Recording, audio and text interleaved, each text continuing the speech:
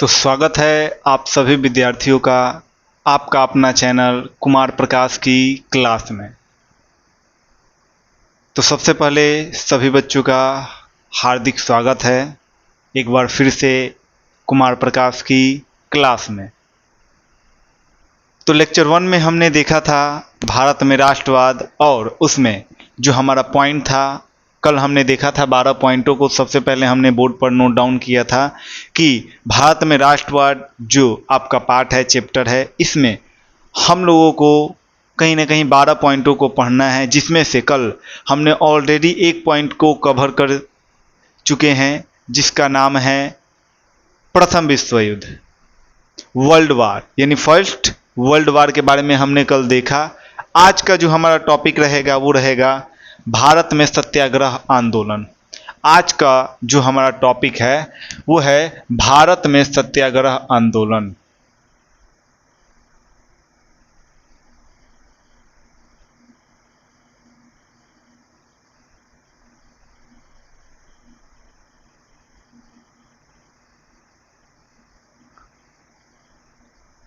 भारत में सत्याग्रह आंदोलन कहीं ना कहीं आज का ये हमारा टॉपिक है और काफ़ी महत्वपूर्ण टॉपिक है।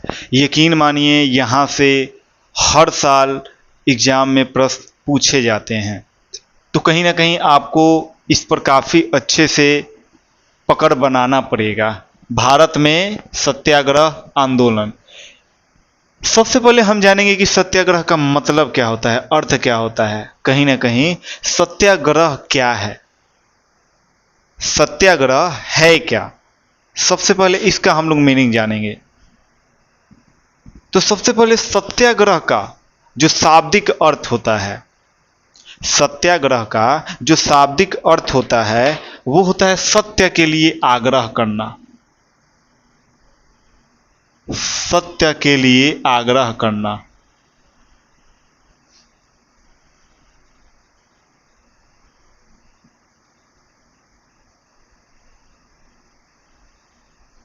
कहीं ना कहीं सत्याग्रह का शाब्दिक अर्थ क्या होता है, सत्य के लिए आग्रह करना।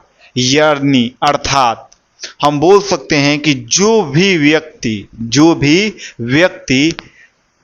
सत्य की राह पर चलकर किसी को आग्रह करे, किसी को मना ले, वो सत्याग्रह है। और कहीं ना कहीं इसका सबसे ज्यादा सबसे महत्वपूर्ण योगदान जो है सत्याग्रह में, यानी एक ही आदमी को जाना जाता है ऑलमोस्ट हर समय सत्याग्रह के बारे में। जहां भी सत्याग्रह शब्द का जिक्र आता है वहां पर महात्मा गांधी का नाम जरूर आता है। कहीं ना कहीं सत्याग्रह हमेशा से महात्मा गांधी जी से रिलेटेड है। तो सत्याग्रह का शाब्दिक अर्थ क्या है, सत्य के लिए आग्रह करना, सत्य के लिए आग्रह करना। तो आपको नोट डाउन कर लेना है क्या कि सत्याग्रह का शाब्दिक अर्थ है, नोट डाउन कर लीजिए इस पॉइंट को फटाफट आप, कि सत्याग्रह का शाब्दिक अर्थ है सत्य के लिए आग्रह करना। सत्याग्रह का शाब्दिक अर्थ है सत्य के लिए आग्रह करना। सत्याग्रह का शाब्दिक अर्थ है सत्य के लिए आग्रह करना। सत्य के लिए क्या करना, आग्रह करना। अर्थात यानी सत्य के राह पर जो चलकर किसी को आग्रह करके अपने पास अपने बातों को रखकर उनके अंदर पूरे परिवर्तन लाए, वो क्या है, सत्याग्रह है। और कहीं ना कहीं गांधी जी ने सत्याग्रह के मार्ग पर ही चलकर पूरे भारत देश में आजादी जो है उन्होंने दिलाया और लोगों के अंदर बदलाव लाया। जो कि लोग बंदूक, तोपों और गोलियों से जो पॉसिबल नहीं था, उन्होंने सिर्फ सत्याग्रह से पॉसिबल करके दिखाया। तो कहीं ना कहीं सत्याग्रह का अर्थ आप लोग समझ गए होंगे कि सत्याग्रह का शाब्दिक अर्थ है सत्य के लिए आग्रह करना। सत्य के लिए क्या करना, आग्रह करना। तो कहीं ना कहीं इसमें हम लोगों को देखना है भारत में सत्याग्रह आंदोलन क्या है। भारत में सत्याग्रह आंदोलन क्या है, इसको समझने से पहले इस लेक्चर 2 के वीडियो में, यानी लेक्चर 1 ऑलरेडी जो भी विद्यार्थी हमारा लेक्चर 1 का वीडियो नहीं देखे हैं, आपसे रिक्वेस्ट है कि कहीं ना कहीं आप लेक्चर 1 जरूर देख कर आएँ, क्योंकि प्रॉपर जब आप लेक्चर 1, 2, 3, 4 करके देखेंगे तो आपको ज़्यादा समझ में आएगा। आई होप कि आप मेरी बातों को समझ पा रहे होंगे। तो कहीं ना कहीं जो भी विद्यार्थी डायरेक्टली लेक्चर 2 देख रहे हैं, आप लेक्चर 1 देखने का प्रयास करें, ताकि आपके एग्जाम के दृष्टिकोण से उसमें सारी बातें बताई गई हैं, एक भी पॉइंट आपका ना छूटे। तो आप लेक्चर 1 कंप्लीट करके फिर लेक्चर 2 को आप देखना प्रारंभ कर सकते हैं। तो इस लेक्चर 2 में यानी इस क्लास में हम लोग आज क्या कवर करने वाले हैं, तो हम लोग कवर करेंगे भारत में सत्याग्रह आंदोलन। भारत में सत्याग्रह आंदोलन, और इसमें सबसे ज़्यादा हम लोग देखेंगे, बेसिकली इसमें ज़्यादातर आज हम लोग देखेंगे, जो भी पॉइंट हम लोगों को पढ़ना है उस पॉइंटों के बारे में हल्का हल्का इसमें जानेंगे, और अगले क्लास में हम लोग डीप जानेंगे। इसमें हम लोग जानेंगे कि महात्मा गांधी जी ने, महात्मा गांधी जी का हम लोग पूरा कार्यकाल जानेंगे, पूरा कार्यकाल। और यकीन मानिए कहीं ना कहीं यहां से आपके 2 से 4 नंबर का क्वेश्चन कंप्लीट है।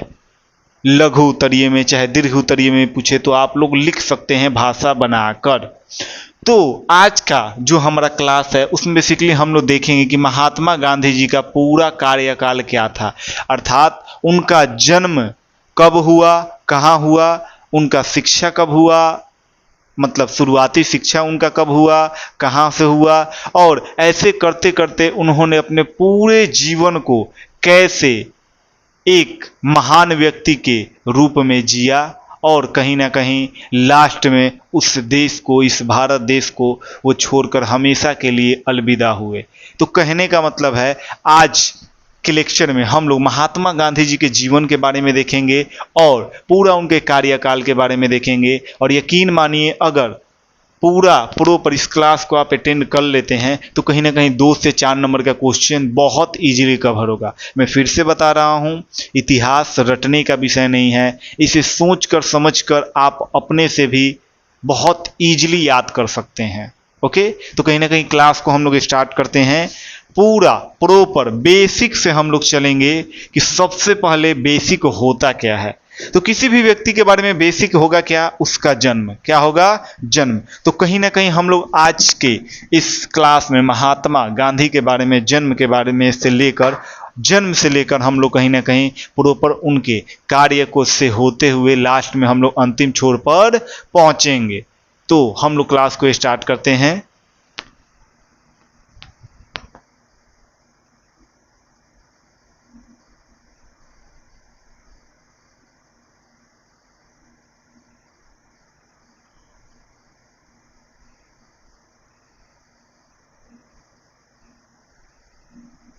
सबको सबसे पहले टॉपिक यानी अपना हेडिंग लिख देना है, क्या, महात्मा गांधी।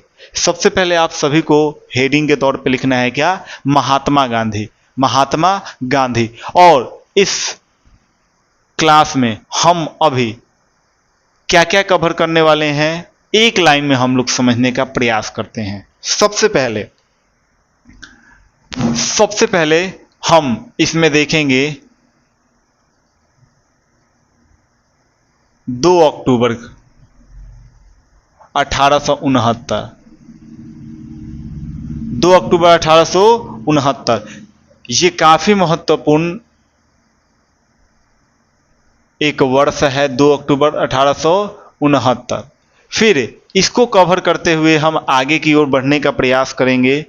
2 अक्टूबर 1869 से लेकर हम लोग 30 जनवरी 1948 तक के बीच में देखेंगे, क्योंकि 2 अक्टूबर 1869 को महात्मा गांधी का जन्म होता है।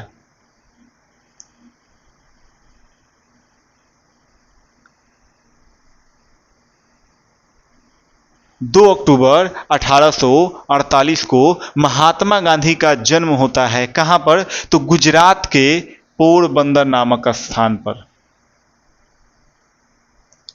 गुजरात के पोरबंदर नामक स्थान पर।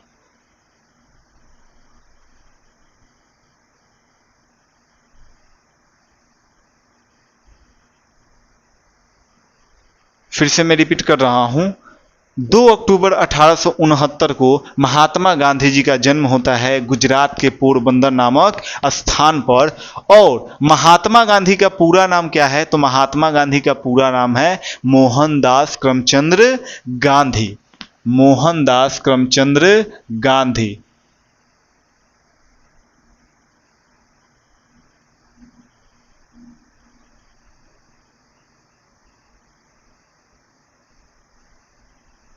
तो अगर आपसे कोई पूछे कि महात्मा गांधी का पूरा नाम क्या है, तो महात्मा गांधी का पूरा नाम है मोहनदास करमचंद्र गांधी। और इनका जन्म होता है 2 अक्टूबर 1869 को गुजरात के पोरबंदर नामक स्थान पर।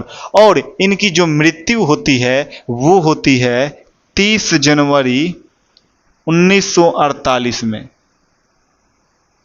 30 जनवरी 1948 के दिन इनकी क्या होती है? मृत्यु होती है। तो हम लोग ये जन्म से लेकर और मृत्यु तक के बीच के घटनाओं के बारे में जानेंगे इस क्लास में। हम लोग 1869 से लेकर और 1948 तक के बीच में इन्होंने क्या क्या किया, क्या क्या देश के आगे बढ़ाने में, देश को आज़ादी दिलाने में इनका क्या महत्वपूर्ण भूमिका रहा, वो सारे टॉपिक को हम लोग करने वाले हैं अभी के क्लास में जस्ट कवर। तो 1869 आप लोगों ने समझ गए कि महात्मा गांधी का जन्म 1869 2 अक्टूबर 1869 को गुजरात के पोरबंदर नामक स्थान पर होता है। और इनका पूरा नाम मोहनदास करमचंद्र गांधी है। फिर आता है सन 1883। सन 1883। सबसे पहले हम सन लिख देते हैं, काफी इंपॉर्टेंट है, इसको आप लोग पहले नोट डाउन कर लीजिए, फिर इसके बारे में एक एक पॉइंट को हम लोग समझेंगे। सन 1883। फिर 1883 से जैसे आप आगे बढ़ेंगे 1888,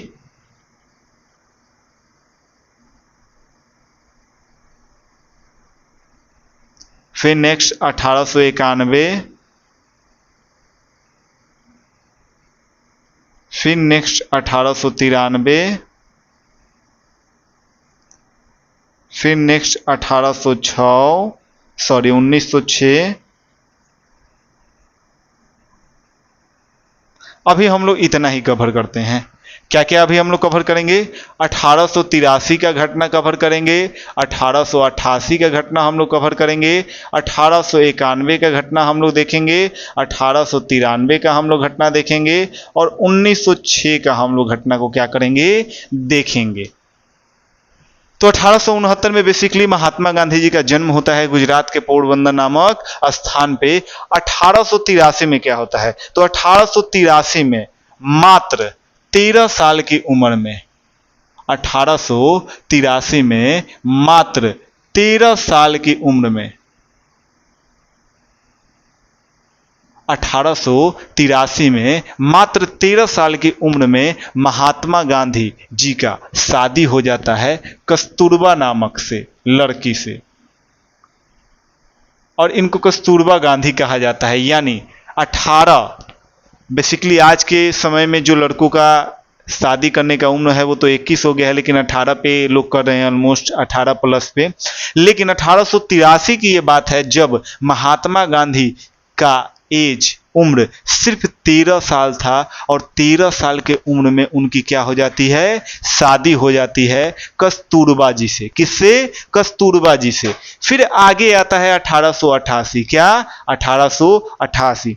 1888 में वो अपनी वकालत की पढ़ाई करने के लिए, 1888 में अपनी वकालत, कहने का मतलब कानून की पढ़ाई करने के लिए, लॉ की पढ़ाई करने के लिए वो निकल पड़ते हैं। कहां? इंग्लैंड। कहां निकल पड़ते हैं? इंग्लैंड निकल पड़ते हैं। वो कहीं ना कहीं वो ब्रिटेन जाते हैं। किसकी पढ़ाई करने के लिए? वकालत की पढ़ाई करने के लिए, लॉ की, कानून की पढ़ाई करने के लिए वो जाते हैं। कहां पर? इंग्लैंड में जाते हैं। और कहीं ना कहीं वहां पर जब इनकी पढ़ाई पूरी होती है तो 1891 में वो अपना पढ़ाई पूरा करके वकालत का भारत लौटते हैं। क्या करते हैं? भारत लौटते हैं।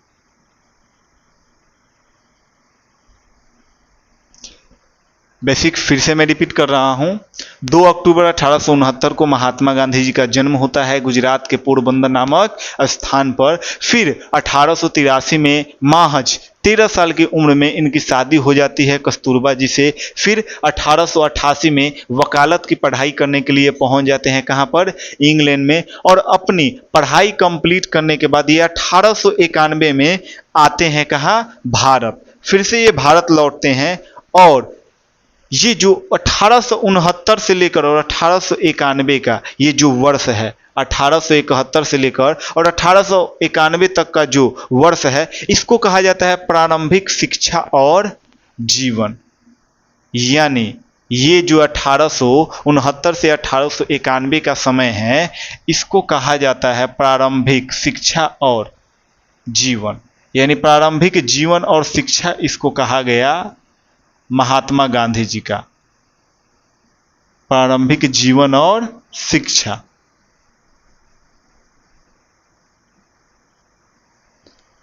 यानी 1869 से लेकर 1891 तक ये अपना क्या किए, प्रारंभिक जीवन इनका था और क्या था, शिक्षा था।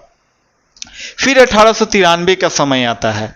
1893 में ये जाते हैं कहाँ, दक्षिण अफ्रीका। कहाँ जाते हैं, दक्षिण अफ्रीका। ये जाते हैं 1893 में दक्षिण अफ्रीका। 1893 में महात्मा गांधी पहुंचते हैं कहां पर, दक्षिण अफ्रीका। और यहीं पर इनको रंग भेद का सामना करना पड़ता है। 1893 में जब ये दक्षिण अफ्रीका जाते हैं तो इनको किस चीज का सामना करना पड़ता है, रंग भेद का सामना करना पड़ता है। किस चीज का, रंग भेद का। यानी अपना रंग को लेकर वहां पर भेद किया जाता है, क्योंकि ऑलमोस्ट जो भी अदर कंट्री है, अधिकतर जैसे ब्रिटेन हो गया, वहाँ पर अमेरिका हो गया, वहाँ पर गोरे लोग पाए जाते हैं। तो वहाँ पर कहीं ना कहीं इनको क्या देखा गया, इनके समक्ष में जो भी वहाँ पर व्यक्ति थे वो रंग का भेद करने लगे इन पे। क्या रंग का भेद, 1893 में ये गए दक्षिण अफ्रीका, और दक्षिण अफ्रीका जब गए तो इनमें रंग भेद का इनको सामना करना पड़ा। इनको किस चीज का सामना करना पड़ा, रंग भेद का सामना करना पड़ा। और वहां पर एक स्टेशन है जिस स्टेशन का नाम है पीटर मैरिट्सबर्ग। पीटर मैरिट्सबर्ग, मैं यहां पर लिख देता हूं, पीटर मैरिट्सबर्ग, ये स्टेशन है एक। पीटर मैरिट्सबर्ग स्टेशन से इनको क्या किया गया, ट्रेन से बाहर फेंक दिया गया। किसको, महात्मा गांधी को। पीटर मैरिट्सबर्ग स्टेशन से महात्मा गांधी को रंग के लिए, यानी रंग भेद के लिए इनको क्या किया गया, इनको ट्रेन से बाहर फेंक दिया गया, जो उनके जीवन का एक महत्वपूर्ण मोड़ था। क्या था, महत्वपूर्ण मोड़ था। 1893 में जब दक्षिण अफ्रीका जाते हैं तो इनको रंग भेद का सामना करना पड़ता है, और पीटर मैरिट्सबर्ग स्टेशन से इनको क्या कर दिया जाता है, ट्रेन से बाहर फेंक दिया जाता है। पीटर मैरिट्सबर्ग स्टेशन पर इनको ट्रेन से बाहर फेंक दिया जाता है, और ये इनके जीवन का सबसे टर्निंग पॉइंट होता है। और उन्होंने इस दिन कसम खाया था कि आज तुमने हमें ट्रेन से फेंका है बाहर, एक ऐसा समय हम लाएंगे बहुत जल्द जिस दिन हम तुमको देश से फेंकेंगे। और वो ज्यादा समय दूर नहीं था। कहीं ना कहीं 1947 में इन्होंने अंग्रेजों को, जो अंग्रेज इनको कहीं ना कहीं, जो लोग इनको ट्रेन से फेंके थे, इन्होंने देश से फेंक कर बाहर निकाला और दिखाया इस चीज को। तो 1893 में बहुत महत्वपूर्ण, अगर ये टर्निंग पॉइंट इनके साथ नहीं होता तो कहीं ना कहीं इन्होंने अपने अंदर ये जज्बा नहीं रखा होता कि हम अंग्रेज को बाहर खदेड़ेंगे, क्योंकि उन्होंने हमें ट्रेन से बाहर निकाला है, खदेड़ा है। तो 1893 की घटना भी काफी महत्वपूर्ण थी इनके लाइफ में, टर्निंग पॉइंट को लेकर।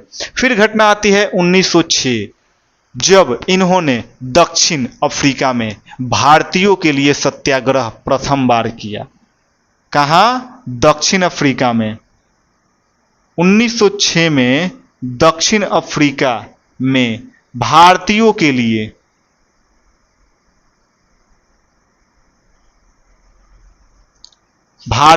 लिए इन्होंने सत्याग्रह किया। क्या किया, पहला सत्याग्रह किया।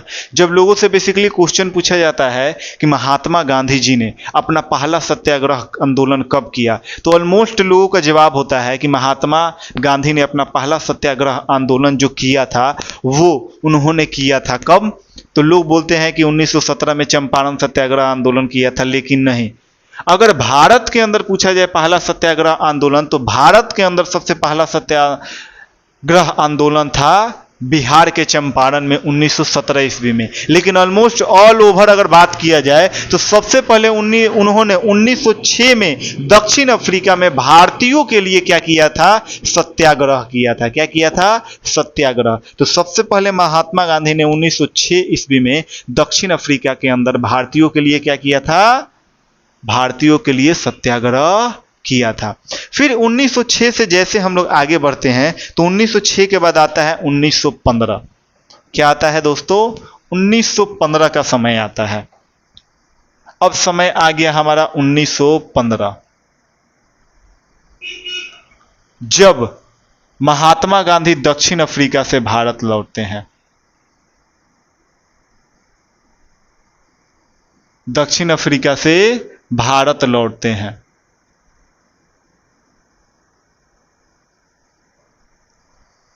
और ये दिनांक क्या था, तो ये था 9 जनवरी। 9 जनवरी 1915 को महात्मा गांधी दक्षिण अफ्रीका से कहां लौटते हैं, भारत लौटते हैं। और कहीं ना कहीं उनके लौटने की खुशी को लेकर हर साल 9 जनवरी को प्रवासी भारतीय दिवस भी मनाते हैं। प्रवासी भारतीय दिवस हर साल कहीं ना कहीं हम लोग 9 जनवरी को प्रवासी भारतीय दिवस मनाते हैं। और 9 जनवरी 1915 को महात्मा गांधी दक्षिण अफ्रीका से कहां लौटे थे, भारत लौटे थे। कहां लौटे थे, भारत। और फिर 1915 के लौटने के बाद 1916 में वो साबरमती आश्रम की स्थापना करते हैं। साबरमती आश्रम की स्थापना करते हैं। क्या करते हैं, 1915 के आने के बाद साबरमती आश्रम की क्या करते हैं, स्थापना करते हैं। और 1917 में वो बिहार में चंपारण सत्याग्रह करते हैं। बिहार में चंपारण सत्याग्रह का एक आंदोलन करते हैं और यह आंदोलन उनका प्रथम आंदोलन था जो काफी सफल रहा। क्या रहा, सफल रहा। तो कहीं ना कहीं 1917 में अब आपको दिखेगा कि 1906 में सबसे पहले सत्याग्रह उन्होंने दक्षिण अफ्रीका में किया था भारतीयों के लिए, और 1917 में भारत में सबसे पहला सत्याग्रह उन्होंने किया था बिहार के अंदर। कहां, बिहार के अंदर। फिर 1918 के अंदर वो करते हैं एक खेरा आंदोलन। कौन सा आंदोलन, खेरा आंदोलन। और इसी के साथ साथ अहमदाबाद आंदोलन करते हैं। अहमदाबाद आंदोलन, अहमदाबाद आंदोलन करते हैं। और खेरा कहां है, तो गुजरात के अंदर एक खेरा नामक स्थान है जहां पर 1918 में वो क्या करते हैं, एक आंदोलन करते हैं और इसके साथ साथ अहमदाबाद आंदोलन भी करते हैं। फिर 1919 का समय आता है जब महात्मा गांधी रॉलेट एक्ट आंदोलन करते हैं। रॉलेट एक्ट आंदोलन करते हैं और ये काफी महत्वपूर्ण है। इस चीज को हम लोग अच्छे से पढ़ेंगे। अभी जितना पॉइंट मैं लिख रहा हूं, अभी आपको मैं महात्मा गांधी से रिलेटेड बस हल्का हल्का थोड़ा सा ओवरव्यू कर रहा हूं कि ये पॉइंट हम लोगों को डिस्कस करने हैं। और इसमें से बहुत ऐसा कुछ इंपॉर्टेंट पॉइंट है जिसको हम लोग काफी डीप जानेंगे एग्जाम के लिए। तो ये अभी मैं ओवरव्यू कर रहा हूं कि महात्मा गांधी ने अपने पूरे जीवन में कब कब उनका वर्ष कौन कौन सा इंपॉर्टेंट था, किस किस वर्ष में उन्होंने क्या क्या किया, इन सारी बातों को हम अभी देख रहे हैं। तो 1919 में उन्होंने क्या किया, रॉलेट एक्ट लाया। क्या लाए, रॉलेट एक्ट जो था उसके बारे में उन्होंने बात किया था। फिर 1919 के बाद आता है 1920। 1920 और ये काफी महत्वपूर्ण है। 1920 में आता है असहयोग आंदोलन। 1920 में असहयोग आंदोलन करते हैं कौन, महात्मा गांधी। और 1920 से लेकर 1922 को ये असहयोग आंदोलन को क्या कर दिया जाता है, रद्द कर दिया जाता है। असहयोग आंदोलन क्या हो जाता है बच्चों, ये रद्द हो जाता है। क्या हो जाता है, रद्द। और कब रद्द होता है, तो ये एक्यूरेट आपका डेट याद रखिएगा, 12 फरवरी 1922 के दिन असहयोग आंदोलन को क्या किया जाता है, रद्द कर दिया जाता है। और 1 अगस्त से जो चालू हुआ था आपका असहयोग आंदोलन, 1 अगस्त से लेकर 12 फरवरी तक आपका क्या चलता है, असहयोग आंदोलन। यानी 1 अगस्त 1920 को असहयोग आंदोलन की शुरुआत करते हैं महात्मा गांधी, और 12 फरवरी 1922 को असहयोग आंदोलन को क्या कर दिया जाता है, रद्द कर दिया जाता है। और कहीं ना कहीं इसके बाद महात्मा गांधी को 6 साल की क्या हो जाती है, सजा हो जाती है। 6 साल की क्या हो जाती है बच्चों, सजा हो जाती है। और फिर बाद में ये छूटते हैं। तो कहीं ना कहीं 1922 के बाद आगे हम लोग देखते हैं क्या क्या, आगे का क्लास हम लोग देखते हैं कि 1922 के बाद क्या क्या हुआ था।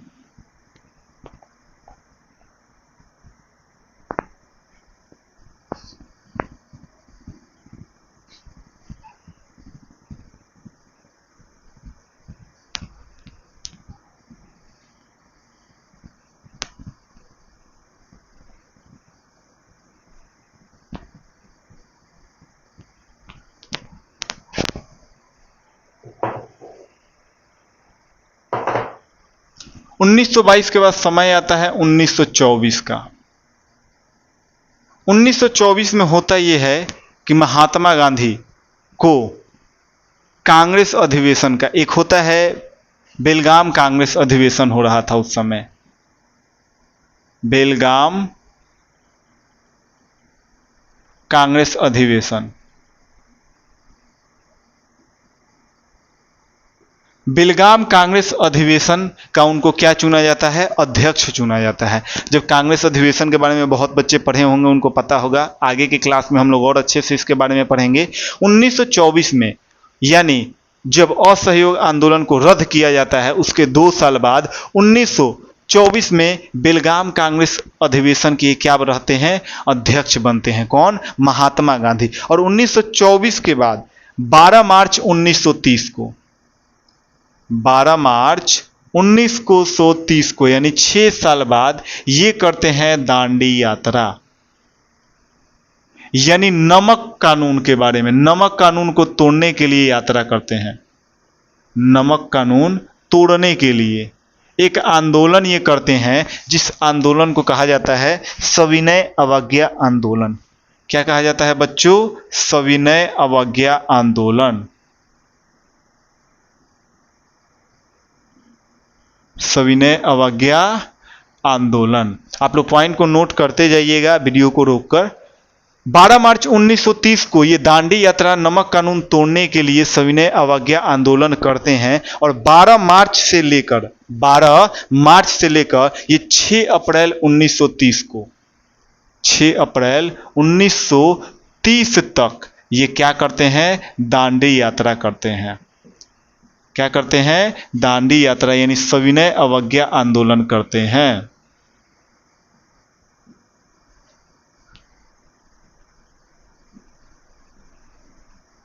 बारह मार्च से लेकर 6 अप्रैल 1930 तक ये क्या करते हैं, दांडी यात्रा करते हैं, सविनय अवज्ञा आंदोलन करते हैं। और यह 24 दिन तक चलता है इनका यह आंदोलन। कितने दिन तक बच्चों, 24 दिन तक चलता है ये इनका आंदोलन। यानी 12 मार्च 1930 से लेकर कितना तक, 6 अप्रैल 1930 तक ये सविनय अवज्ञा आंदोलन करते हैं नमक कानून को भंग करने के लिए, तोड़ने के लिए, और 24 दिन तक ये क्या चलता है, इनका आंदोलन चलता है। और कहीं ना कहीं 1931 में ये जाते हैं लंदन में। कहाँ जाते हैं बच्चों, लंदन के अंदर ये जाते हैं गोलमेज सम्मेलन करने के लिए। और कौन से गोलमेज सम्मेलन, तो द्वितीय गोलमेज सम्मेलन में जाते हैं। द्वितीय गोलमेज सम्मेलन में ये क्या करते हैं, भाग लेते हैं। कब, 1931 के अंदर। कहीं ना कहीं 1930 में जब दांडी यात्रा समाप्त होता है तो 1931 में ये लंदन में जाते हैं गोलमेज सम्मेलन में। और कौन से गोलमेज सम्मेलन ये होता है, दूसरा गोलमेज सम्मेलन में। ओके, गोलमेज सम्मेलन 3 हुआ था 1930, 31, 32। तो कहीं ना कहीं ये द्वितीय गोलमेज सम्मेलन में भाग लेते हैं लंदन के अंदर। फिर 1932 का जब समय आता है तो एक पूना समझौता होता है 1932 में। कौन सा समझौता बच्चों, पूना समझौता। 1932 में पूना समझौता होता है। और ये किसके साथ मिलकर समझौता करते हैं, तो डॉक्टर भीमराव अंबेडकर के साथ मिलकर। डॉक्टर भीमराव अंबेडकर और गांधी जी मिलकर एक समझौता करते हैं 1932 ईस्वी में, जिसे पूना समझौता कहा जाता है। क्या कहा जाता है, पूना समझौता। फिर 1932 के बाद आता है आपका टाइम 1947। क्या आता है, 42, सॉरी, 1942 का समय आता है। 1942 में सबसे कहीं ना कहीं इंपॉर्टेंट दिन है, ये वर्ष है, ये सबसे इंपॉर्टेंट वर्ष है 1942 का। इसी समय भारत छोड़ो आंदोलन की शुरुआत होती है। भारत छोड़ो आंदोलन, भारत छोड़ो आंदोलन की क्या होती है, शुरुआत होती है। कब, 1942 के अंदर। और कहीं ना कहीं मुंबई में एक आपका जगह है जिसका नाम है ग्वालियर टैंक मैदान। मुंबई के अंदर एक जगह है जिसका नाम है, मुंबई में जिस जगह का नाम है ग्वालियर टैंक मैदान। ग्वालियर, इसे नोट कर लीजिएगा, सारे टॉपिक को नोट करना है। टैंक मैदान, ग्वालियर टैंक मैदान है, वहां पर भारत छोड़ो आंदोलन की शुरुआत होती है। और इसी में महात्मा गांधी एक नारा देते हैं जिस नारा का नाम है करो या मरो। करो या मरो। तो आपसे पूछा जाए कि करो या मरो की नारा कौन से आंदोलन में दिया जाता है, तो भारत छोड़ो आंदोलन। कब, 1942 में। किसने दिया, महात्मा गांधी ने दिया। तो 1942 में भारत छोड़ो आंदोलन की शुरुआत होती है। मुंबई के ग्वालियर टैंक मैदान में नारा दिया जाता है करो या मरो की। और ग्वालियर टैंक मैदान से ही भारत छोड़ो आंदोलन की क्या होती है, शुरुआत होती है। ओके, अब हम लोग आगे बढ़ते हैं आगे की तरफ। और कहीं ना कहीं आखिर में 1947 में देश को आज़ादी मिलती है। और 1947 में जब देश को आज़ादी मिलती है तो बंगाल, चूंकि उस समय बहुत सारा डीप हम लोग बात अभी कवर नहीं कर रहे हैं, ओवरव्यू कर रहे हैं। बंगाल और दिल्ली में के लिए ये शांति सम्मेलन करते हैं। क्या करते हैं, शांति मतलब मार्च निकालते हैं। एक बंगाल और दिल्ली के लिए शांति मार्च क्या करते हैं, निकालते हैं। और फाइनली 30 जनवरी 1948 को, 30 जनवरी 1948 को महात्मा गांधी की मृत्यु हो जाती है। और कैसे मृत्यु होती है, तो नई दिल्ली के बिरला हाउस में, नई दिल्ली के बिरला हाउस में शाम को एक सभा होती है, प्रार्थना सभा। 30 जनवरी 1948 को नई दिल्ली के बिरला हाउस में शाम के समय एक प्रार्थना की सभा होती है। और उसमें नथुराम गोडसे नामक व्यक्ति आकर महात्मा गांधी को गोली से मारकर क्या कर देते हैं, हत्या कर देते हैं बच्चों। 30 जनवरी 1948 ईस्वी को नई दिल्ली के बिरला हाउस में शाम के समय प्रार्थना चलती थी, यानी प्रार्थना सभा हो रही थी। और उसी में नथुराम गोडसे ने महात्मा गांधी की क्या कर दी, गोली मारकर हत्या कर दी। और कहीं ना कहीं ये पूरा कार्यकाल था क्या, महात्मा गांधी का। तो एक बार हम लोग 2 मिनट के अंदर वो जितने भी अभी हम इंपॉर्टेंट सन को डिस्कस किए हैं, ईयर को, यहाँ पर मैं नोट डाउन कर देता हूँ। और आपको नोट डाउन करके मैं बस बोलूँगा कि 30 में क्या हुआ था, 32 में क्या हुआ था, 1869 में क्या हुआ था, आपको बस इसका रिपीट करना है, दिमाग में सोचना है, याद करने का प्रयास करना है, रिकॉल करने का प्रयास करना है। तो सबसे पहले मैं सन लिखने का स्टार्ट करता हूं। सबसे पहले ध्यान से आपको समझना है, मैं लिखता हूं 1869,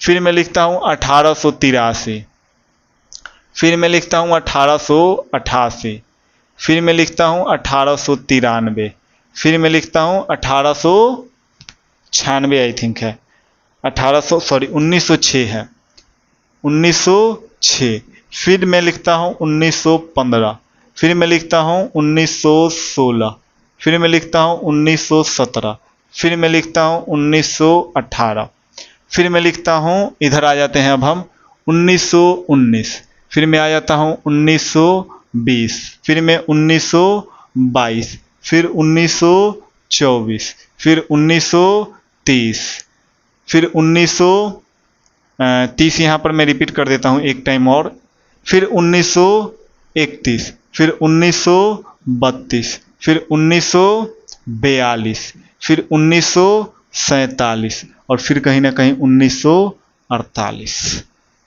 एक बार जितना हम लोग टॉपिक पढ़े हैं सबको एक बार में हम लोग कवर करेंगे, ध्यान से समझिएगा आप लोग।